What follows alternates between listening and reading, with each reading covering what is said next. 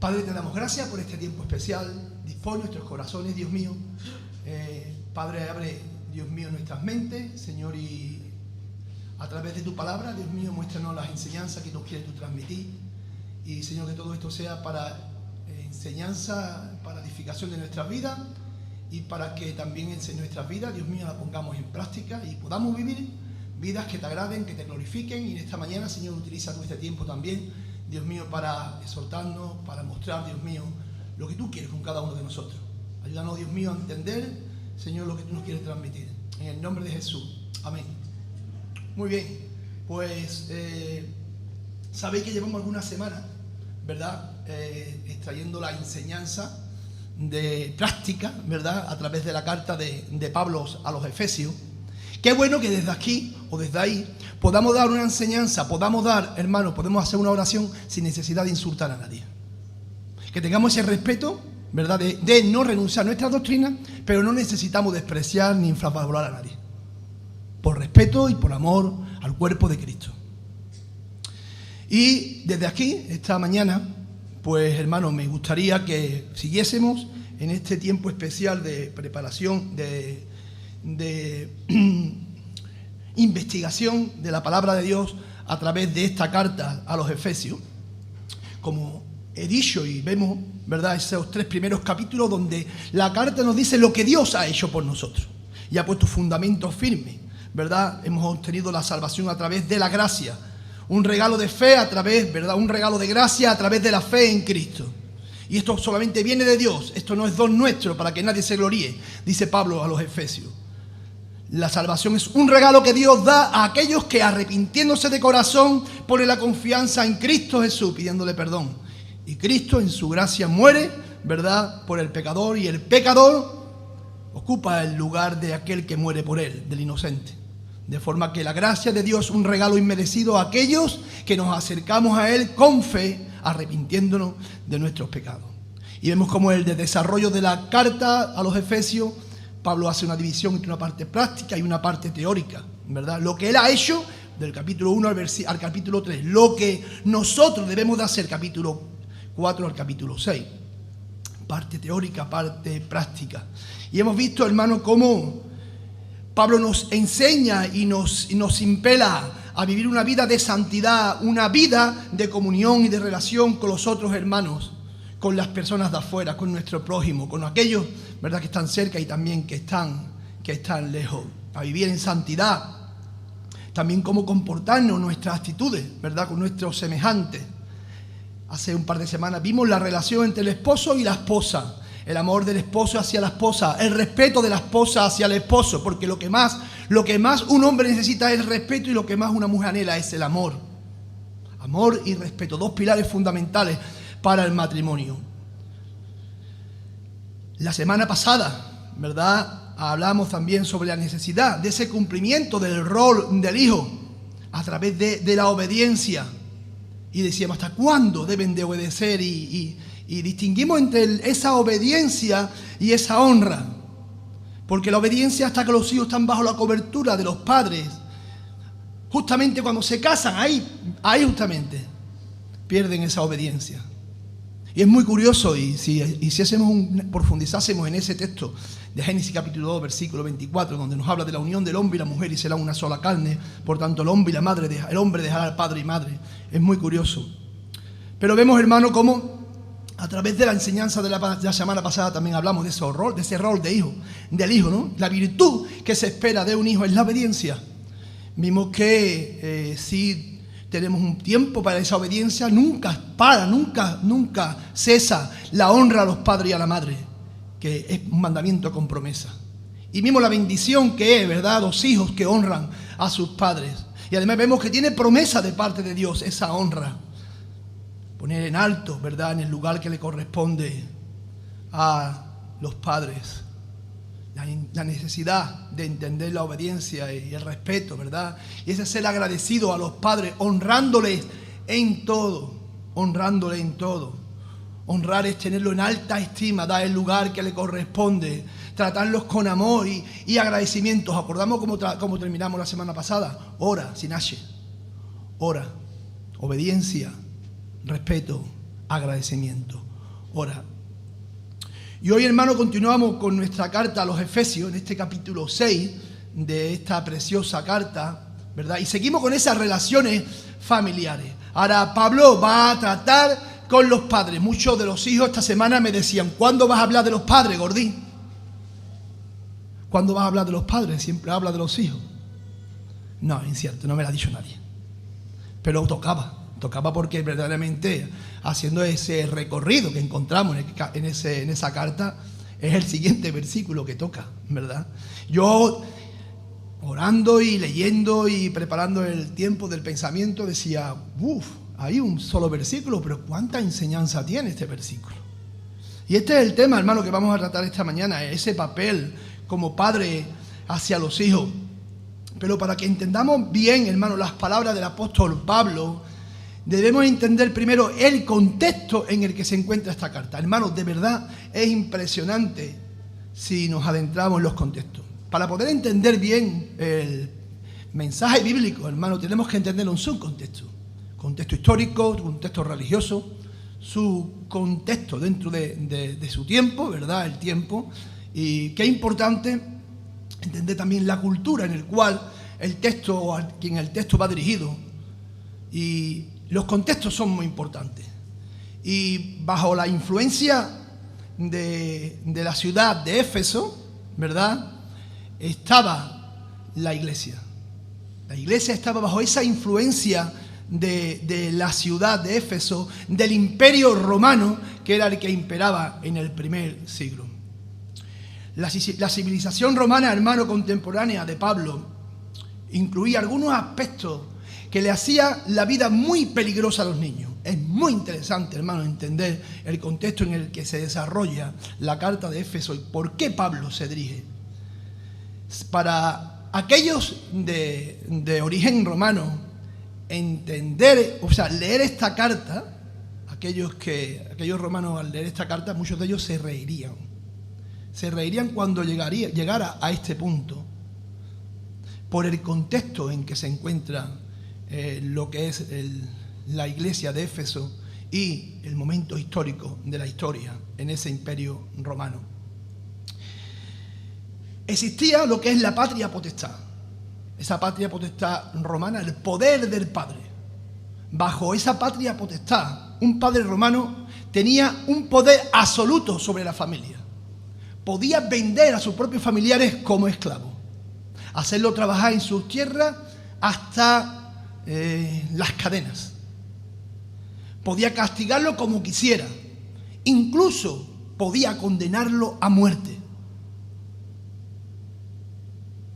Además, el poder del padre romano se extendía durante toda la vida mientras el padre viviera, y aunque, hermano, aunque alcanzara la mayoría de edad, aunque fuera un hombre prominente dentro de la sociedad romana, ese poder, esa patria potestad estaba por encima de todo esto. Y es verdad que rara vez, ¿verdad?, el padre rara vez ejercía todo ese derecho, o sea, no raramente llegaría a los límites, porque también de alguna forma esto afectaba a la sociedad, ¿no? Pero el hijo era propiedad absoluta de un padre y estaba sometido totalmente a su poder. Inclusive existía la costumbre de abandonar a los bebés. Cuando nacía un niño, se le colocaba a los pies del padre, y si el padre lo levantaba, el niño era criado. Y si el padre no lo levantaba, el niño era tirado, literalmente tirado. Se observa en una carta fechada en el primer siglo, concretamente en el primer año del primer siglo, a un hombre que se llamaba Hilario, a Aris, su mujer, que había ido a Alejandría y le escribía a su mujer acerca de cuestiones domésticas, que para que entendieseis bien lo que valía, o sea, el costo o el significado de tener un hijo para el ciudadano romano, os voy a leer una porción de esta carta que es tremenda. Hilario a su mujer Aris. Saludos muy cordiales. También para mi querido Vero y Apolonario. Sabe que continuamos hasta ahora en Alejandría. No te preocupes si me quedo aquí cuando todos los demás vuelvan. Te pido y te ruego que tengas cuidado del niño y tan pronto como recibamos nuestra paga, te la mandaré. Si tienes suerte y lo que nace es un niño, que viva. Si es niña, tírala. Y continúa diciendo, dice, le dijiste a Afrodita que me dijera, no te olvides de mí. ¿Cómo me voy a olvidar de ti? Por tanto te pido que no te preocupes. ¿Observáis? Termina la temática que tiene que ver con el niño, comienza a hablar, ¿verdad?, de otro tema que no tiene nada que ver. O sea, veis la importancia que tenía un niño dentro del Imperio Romano. Por eso Pablo sale al encuentro y habla a los hijos, y por eso Pablo sale al encuentro y habla a los padres. Porque él conoce el contexto de aquellas personas que se están convirtiendo. Él sabe la situación en que se encontraban aquellos niños. Y la mujer y los niños, hermanos, son los dos estamentos que Dios ha puesto a flote, ha hecho que aflore realmente a través del cristianismo. La Iglesia le ha dado el valor a la mujer y el valor a los niños. Y vemos esta carta como una carta extraña, ¿verdad?, pero lleno de afecto. Sin embargo, vemos esa poca prioridad por los niños, ¿verdad? Entonces, imaginaros cuando un niño nacía, que fuese con una discapacidad, absolutamente era ahogado. Séneca habla de esto, este gran filósofo contemporáneo también. Entonces, hermano, en el trasfondo en el que Pablo da estos consejos a los hermanos de allí, de Éfeso, es este que encontramos. Como digo, fue y es el cristianismo quien le ha dado valor a la mujer y valor a los niños. Aún en algunos países asiáticos los niños no tienen valor ninguno. Aún en muchos países árabes tampoco. Y las mujeres tampoco. Sin embargo, el cristianismo, toda cultura judeocristiana ha sido quien le ha dado el valor realmente a las mujeres y los niños. Nos vamos a capítulo 6, versículo del 1 al 4 de esta carta a los Efesios. Capítulo 6, versículo del 1 al 4. Recordad, hijos, obedeced en el Señor a vuestros padres, porque esto es justo. Honra a tu padre y a tu madre, que es el primer mandamiento con promesa, para que te vaya bien y sea de larga vida sobre la tierra. Y vosotros, padres, no provoquéis a ira a vuestros hijos, sino criadlo en disciplina y amonestación del Señor. Mirad este versículo, por favor, porque vamos a tratar de este versículo.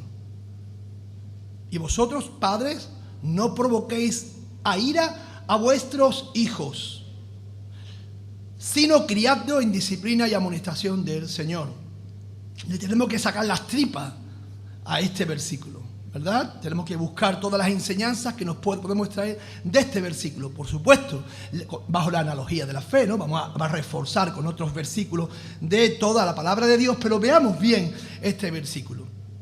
Si observáis el versículo 1 de este capítulo, ¿verdad?, cuando dice, hijos, obedeced en el Señor a vuestros padres.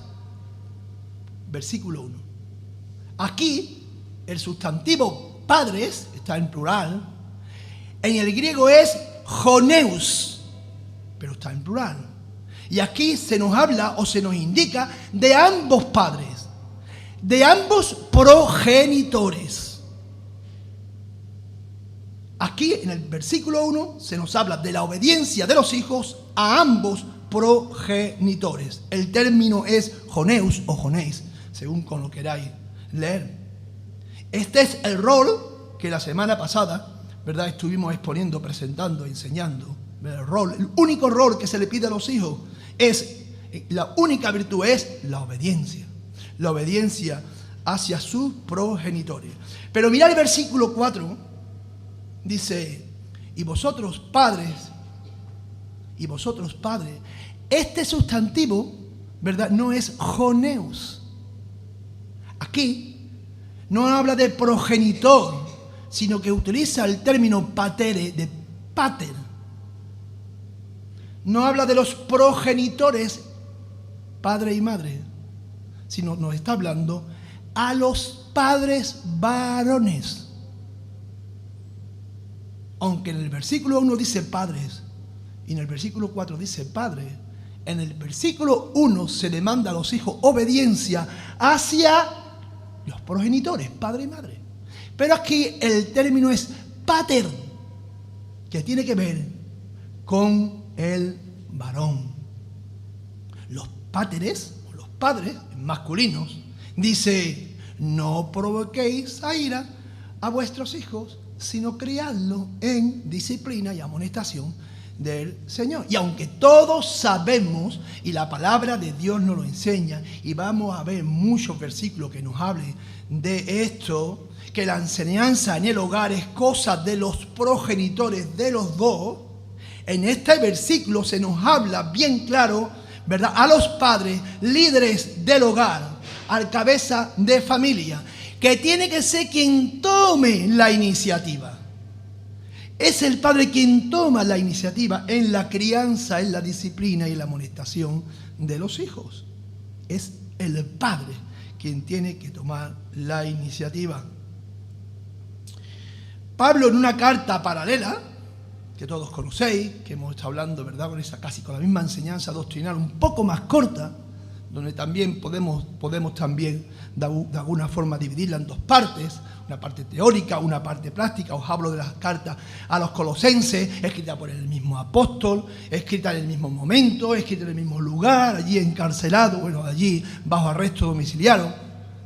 Acompañaba a Colosenses, capítulo 3, versículo 20, que la semana pasada también estuvimos viendo y que traímos la enseñanza sobre la obediencia y el rol de los hijos hacia los padres. Acompañarme a ese Colosenses, capítulo 3, versículo 20, donde volvemos a ver: hijos, obedeced a vuestros padres en todo, porque esto agrada al Señor.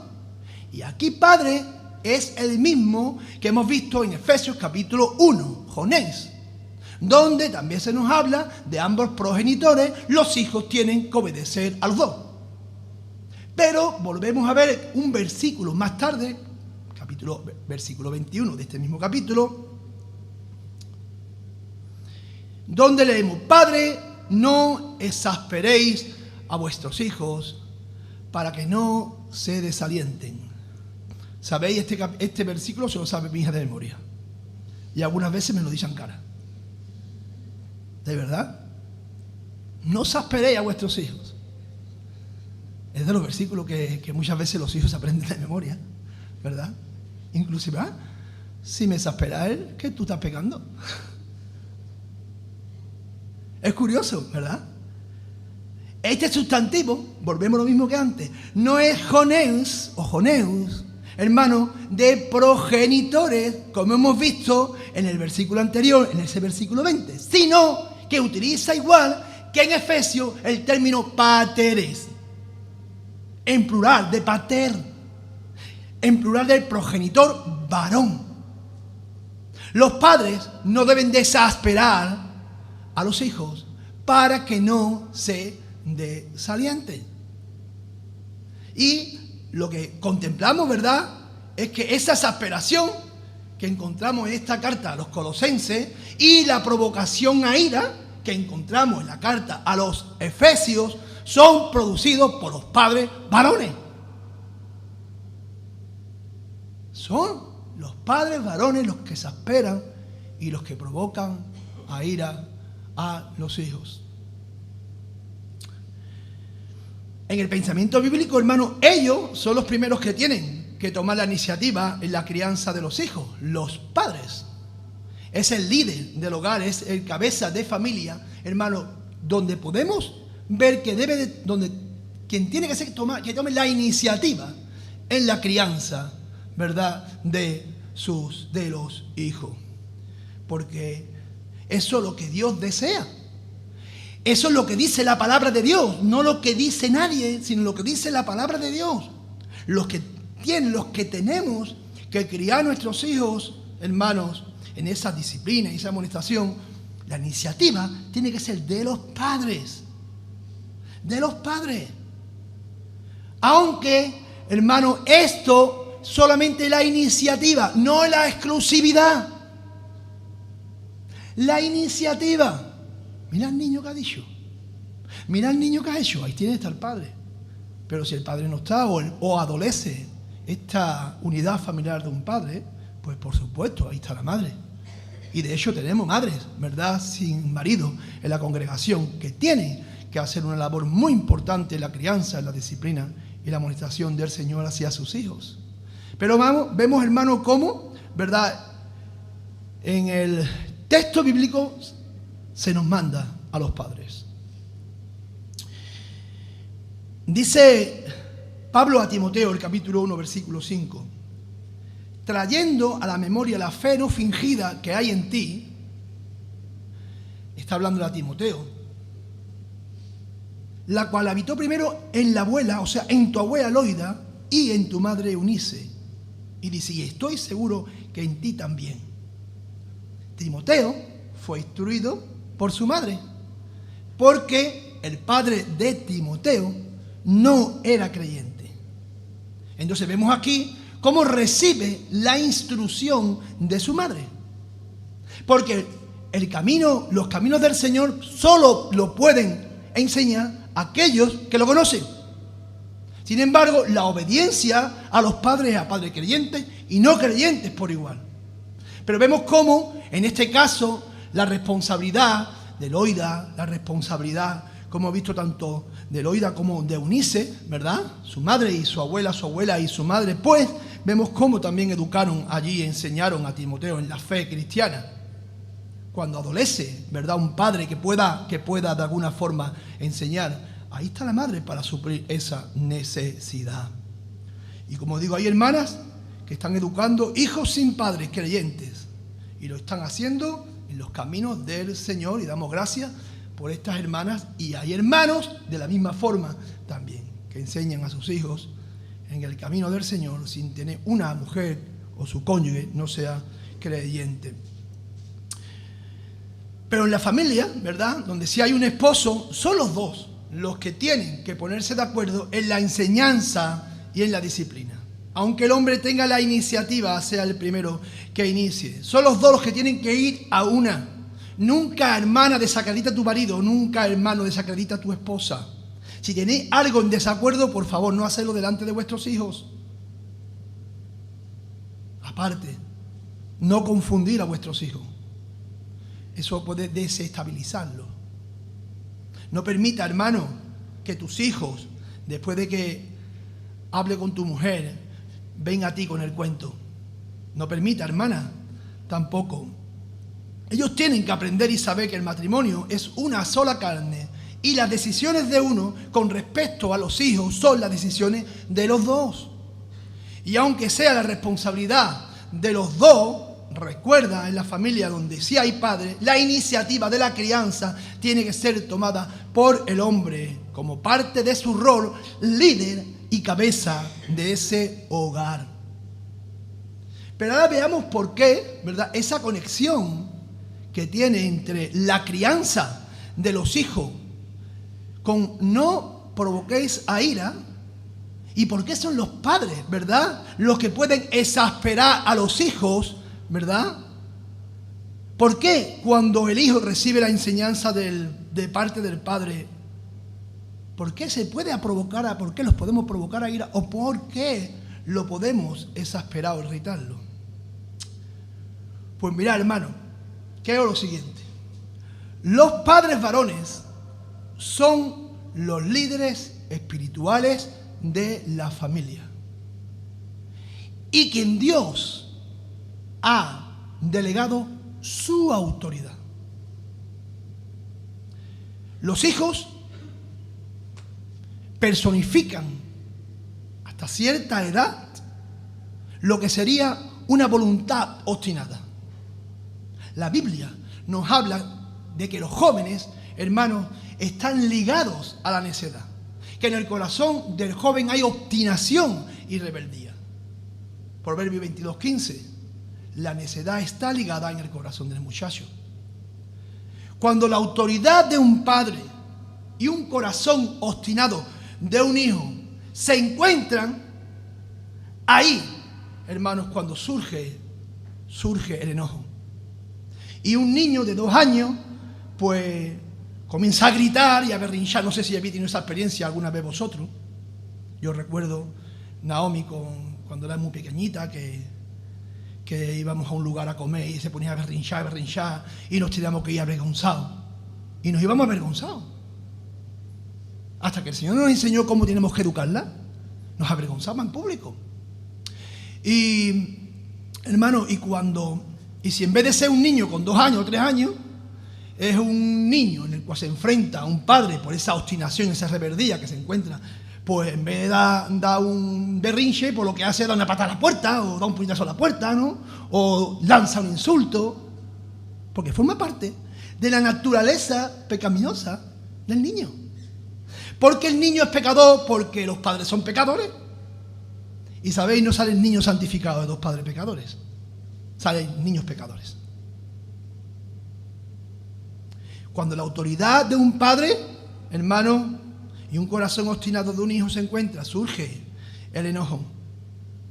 Así que cuando la autoridad de un padre y la voluntad obstinada de un hijo se encuentra, ahí se enfrentan, brota ese enojo. Por eso dice Pablo, no provoquéis a ira a vuestros hijos. No provoquéis a ira. Estamos en el versículo 4 de este capítulo 6. ¿Estamos ahí? La crianza de un hijo debe de ser, hermano, en el Señor. Cuando enfrentes, cuando tengas que amonestar, cuando tengas que enfrentar, hablar, tratar con tu hijo, en el Señor. O sea, en el Espíritu del Señor, diría yo. Bajo la cobertura del Señor, pero también, hermano, bajo el poder, hermano, bajo el fruto del Espíritu Santo. Si tienes que tratar con un hijo, entendiendo que se puede producir este enojo, porque Pablo nos lo muestra, hazlo bajo el fruto del Espíritu Santo. Y háblale con mansedumbre, con templanza, con paz, con gozo. Hermano, ese fruto del Espíritu Santo que emana de un hombre cristiano, o que debe de emanar de un hombre cristiano, con mansedumbre, con templanza. Y debemos, hermano, de sentarnos y tratar de hacer que ellos entiendan las cosas, razonar con ellos, rebajar ese nivel o rebajar esa intensidad de las palabras, a veces también de nuestros gestos, de nuestra forma. Yo a veces me encolerizo.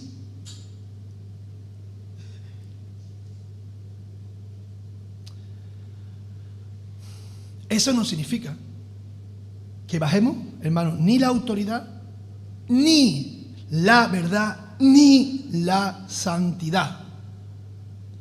Hacerlo de la forma que el Señor le agrada, pero sin bajar tu autoridad, la verdad que estás defendiendo. Y también, hermano, por supuesto, hacerlo de la forma que se debe hacerlo y sin bajar la santidad. Pero en la medida, hermano, que puedes rebajar esa intensidad, esa tensión, de alguna forma estás intentando minimizar ese enojo, ¿entiendes? No es igual cuando un hijo resulta en hacer cualquier cuestión que están en desobediencia, pegarle un grito. Si estás enojado, espera que pase un tiempo y después trata con él para tratarlo, ¿verdad? Con relación a esa amonestación y, por supuesto, en algunas ocasiones con disciplina. Hermano, cuando hay enojo, se produce, hermano, o deja de producirse una cantidad de emociones que se desatan en un hijo. Me gustaría citar un erudito de la palabra que dice así: el enojo de los hijos apaga el alma, insensibiliza el corazón al gozo. Insensibilizan a la gratitud, a la esperanza, a la ternura, a la compasión, a la amabilidad. Así que Pablo sabe que si un papá ayuda a un hijo a no ser vencido por el enojo, podrá abrir su corazón a una decena de otras emociones preciosas que hacen posible la adoración agradable en las relaciones. Fin de la cita. En la medida que puedas rebajar, hermano, esa intensidad de la tensión, estás intentando minimizar ese enojo. No apagues el alma del niño. No lo insensibilices. a veces insensibilizamos el corazón de nuestros hijos. Pablo nos muestra una forma de tratar este asunto y lo hace en ocasiones a través de la palabra, tratando a terceros.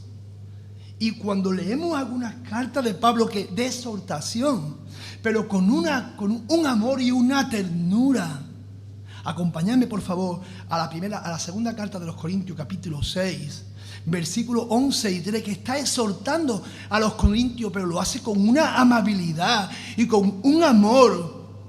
Y le he querido pasar a la traducción de un lenguaje sencillo para que podáis ver con más determinación, o por lo menos para que lo podáis apreciar mucho mejor, de qué forma el apóstol Pablo trata allí a los corintios. Segunda de Corintios, capítulo 6, versículo 11, versículo 13. Oh, queridos amigos corintios, dejo que lo encontréis. Y cuando lo encontréis, lo leemos. Oh, queridos amigos corintios, les hemos hablado con toda sinceridad y nuestro corazón está abierto a ustedes. No hay falta de amor de nuestra parte.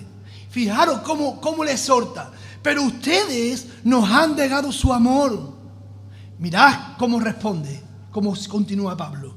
Les pido que respondan como si fueran mis propios hijos. Ábrannos su corazón con mansedumbre, con templanza, hermano, en amor, pero sin dejar de ser la autoridad apostólica, sin dejar de apreciar la verdad y sin usurpar la santidad de Dios. Y Pablo, hermano, sin dejar de decir esa verdad, los confronta por su falta de apertura de corazón. Les dice: en mi corazón tenéis amplia cabida, pues mi afecto se desborda hacia vosotros. Pero vosotros, le está diciendo, sois mezquinos. Ese es el texto. Pues me escatimáis el afecto que deberíais tenerme. Y Pablo confronta a los corintios por la falta de amor que ellos manifiestan hacia el apóstol Pablo. Pero lo hace con ternura, controlado por el fruto del Espíritu Santo. Cuando nos dejamos guiar por la ira para la enseñanza de nuestros hijos, hermanos, estamos cerrando su corazón, estamos insensibilizando. Decirle la verdad a nuestros hijos con amor, hermanos, hace que ellos puedan entenderlo, que puedan razonar. No cierra su corazón, no los insensibilizan.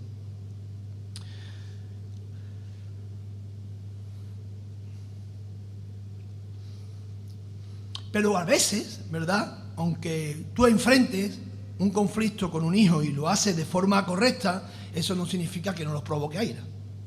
Porque estamos tratando con corazones obstinados, con corazones rebeldes, donde la necedad está ligada.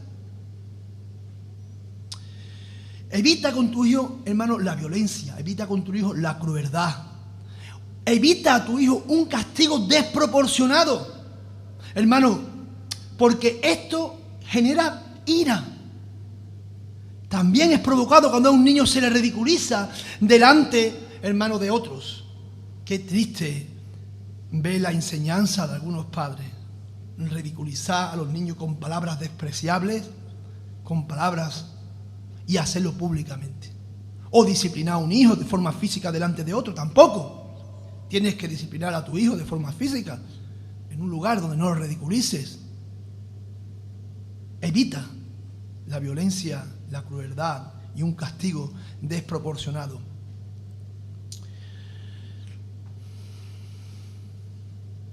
Un comentario a este punto para concretar, me gustaría también citarlo de otro erudito. Dice así: el punto principal que Pablo está diciendo es que no dejen simplemente de hacer cosas para enojar a sus hijos, sino que comiencen a hacer cosas que impidan y venzan el enojo. Comience a hacer cosas que despierten en el corazón del hijo otras emociones maravillosas, para que no sea devorado por el enojo, que es el gran engullidor de las emociones. Fin de la cita. En otras palabras, cuando un padre es el tipo de cristiano que debe de ser, brotará de su boca lo que hay en su corazón.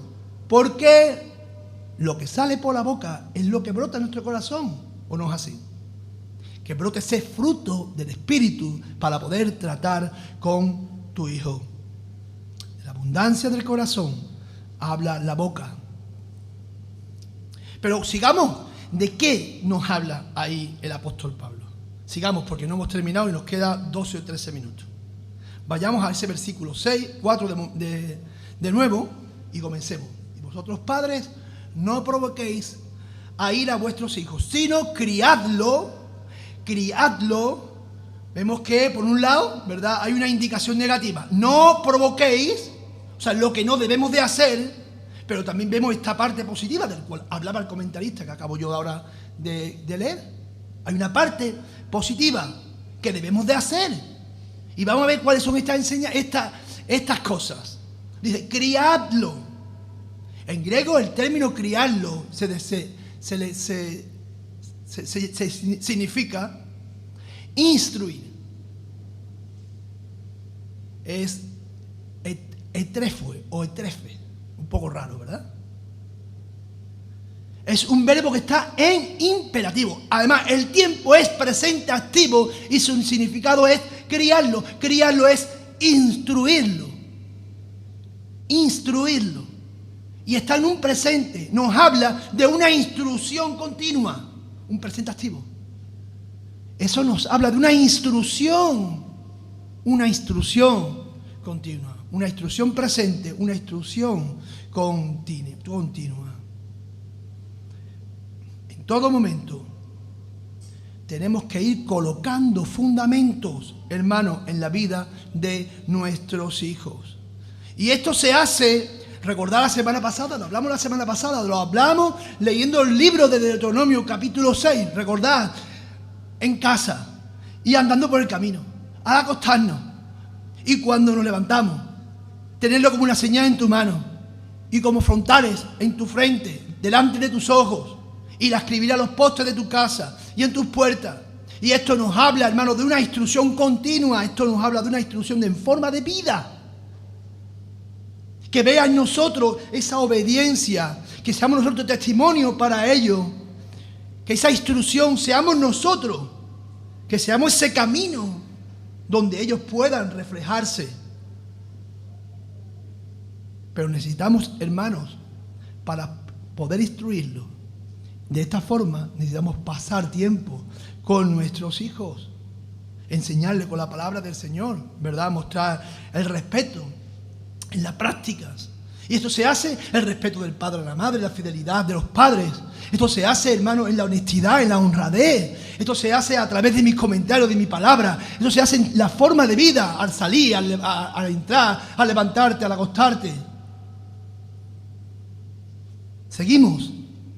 Sino criarlos en disciplina, dice Pablo. Y aquí el vocablo es padeia, es una instrucción, hermano, del que se derivan nuestras palabras, nuestros vocablos del castellano, pedagogía o pedagogo. La disciplina aquí se refiere al entrenamiento correcto de los padres hacia sus hijos, en amor, por medio, hermano, de instrucciones verbales y por medio de los castigos corporales que haga falta. Una instrucción, la disciplina. Aquí el término tiene que ver con instruir a los hijos a través de una disciplina de vida, a través de la enseñanza. Pero si hace falta una corrección, ¿verdad? Esa disciplina práctica, ¿verdad? Cuando hay que aplicar disciplina física, hermano, es duro. Pero todos sabemos que después produce frutos. ¿O no lo habéis padecido vosotros? ¿O no es así? Después produce frutos apacibles. Eso dice Hebreos capítulo 12, versículo 11, ¿verdad? Dice también Proverbio, porque Jehová al que ama, castiga.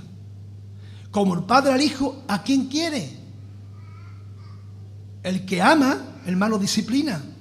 La disciplina es buena para el niño.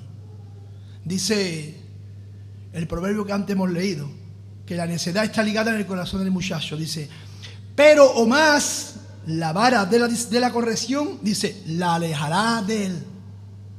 Hermano, la disciplina aleja a la necedad de tu hijo. Y como digo, según la edad, ¿verdad? A uno siendo pequeño, pues la varita, si eso es muy bíblico. O va a venir después el gobierno a ti a educarte al niño. Te pregunto. Después, si tú no haces lo que tú debes, si tú no haces lo que la palabra de Dios dice, después va a venir el gobierno a educarte al hijo o a darte explicaciones. La palabra de Dios dice que al niño con vara.